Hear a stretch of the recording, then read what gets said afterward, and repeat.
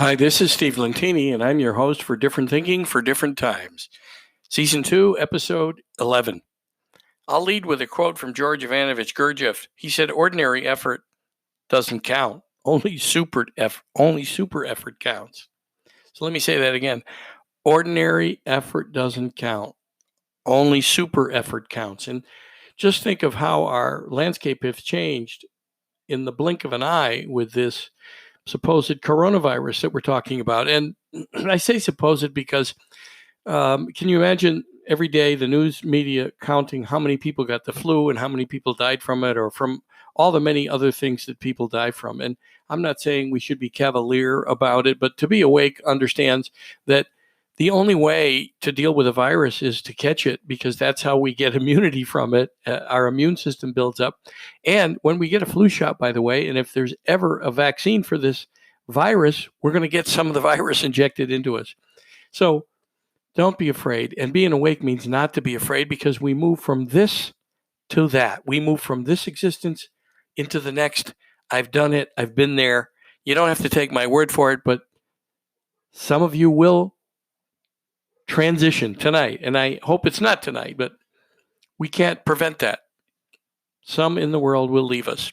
It's what we do. It's what we come here to do. And we put so much emphasis on this physical existence, it becomes a white knuckle ride and we won't let go. We don't want to let go of the steering wheel. So a super effort in this environment is to manage our response to this. So people that believe what they see are afraid and they're in pain and they're in lack and they're running to get extra toilet paper and food and worried about starving to death. And, we live in the most amazing country in the world, number one. Number two, remember that in a universe, you're always seeing what you believe. So if you have a lot of fear, you're going to have more things to be afraid of. If you let go of fear and you relax and you let go of panic and you begin to get out of your head by helping others, right? Give a few rolls of toilet paper to your neighbor, but get out and find ways to help others. When you're in the supermarket, thank the workers for coming to work. Don't take them for granted. They don't have to come to work because we're in what's called a coronavirus crisis, right? So they're coming to work despite the risk that they might get the virus. So thank them. Thank law enforcement officers and healthcare workers and first responders, emergency EMTs and fire. Thank people. Get out of your head. Do something. Now, instead of panicking, right? If you're going to see what you believe, that means you shift your beliefs into no fear and no lack, and you will begin to see that actually occurring because in a universe, what we focus on expands. But most people have small-minded thinking, as we've talked about if you've listened to these other episodes. And small-minded thinking is reactionary thinking. It's believing what you see and then telling the story to as many people as you can find about how you're suffering or how the world isn't working or about the doctor's appointment for your health care because you're definitely concerned about your health. Okay. Again, it's all small-minded thinking. Our job is to overcome that. And it takes not an ordinary effort, but a super effort in times like these. But to be awake, it takes a super effort all the time because we have an ego, right? We have the small-minded little fucker voice that I call the Acorn Brain talking to us, wanting us to think small-minded, judge other people, to judge other races, to judge the situation, to judge a neighbor, a friend, a schoolmate, whatever. It's all small-minded. Our job is to overcome that in life and to become more like our creator, the infinite, the life force, which loves to play in form, right? We think maybe we're the only ones in a universe, but if we are, okay, well then this is the creator playing out by expanding life around us. I mean, if you don't think the life force loves to create and play with form, look at all the beautiful cities and all the beautiful places in the world and how the world continues to build and grow. And look at all the different types of life forms, the ones we can't see, the ones we can see, the tiny ones, the big ones, the ones in the ocean. I mean, is amazing how many life forms there are. And probably that extends throughout the universe, right? It's just too big for us to see. And I love Lisa Randall, who talks about, well, for all the little things that we can't see, right?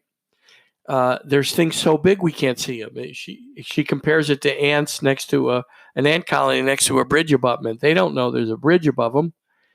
They're just working to find stuff to bring back to their little colony. Well, we're probably ants in the universe that thinks there are things so big we can't even see it. And you know what? There's things so big above our acorn brain thinking that we have trouble managing that acorn brain thinking. We want to believe the reactionary thinking, the guy that tries to cut in line, or at the supermarket, somebody that takes an extra toilet paper. Listen, let that go. Let that go. Your only job is you.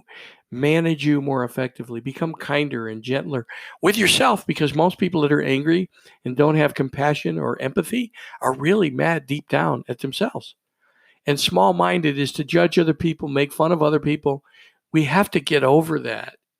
And if you can't do it with your friends and neighbors, and if you can't do it with people from your past or people who have yet come into your life, remember, that's our job, actually, is to overcome it. And that's everyone that comes to test you is God in disguise, the divine, the God, the goddess, the Buddha. It doesn't matter what you call it, the Christ, because it has no name. I was there. Doesn't matter what you call it. The people and situations that bug us are especially God in disguise coming to test us. And guess what? All situations, God is in the now, in the divine. The divine is only in the now, I should say. That's where God is. And so there is no past or future when we leave our body. That's the time existence is here, right? Relativity is here, according to Einstein, even, right? There was no time in the universe. There's time here. In the universe, there's only now. And that's where God was. When I left my body on November 18th, 2002, from intensive care, after 5 days of being in intensive care, 1 second in the intensive care unit, my bed, the next second, one with everything and nothing, one with pure consciousness. There was no past, there was no future. Only the good I had done was mentioned, which makes sense to me. Think of how you feel when you do good.